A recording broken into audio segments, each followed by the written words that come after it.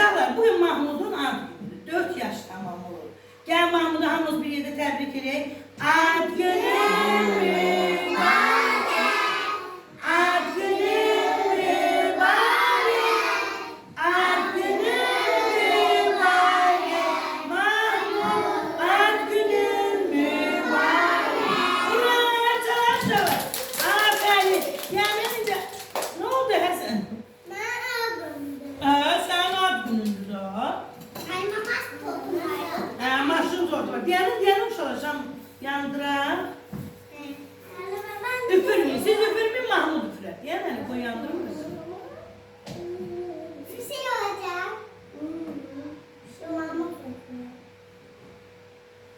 Üfür gel Mahmud.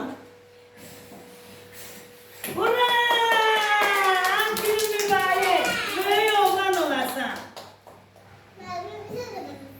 Vereceğim. Vermeyeyim sana. Ay sağ ol. Gel öt. Şahı bana yaş veriyoruz.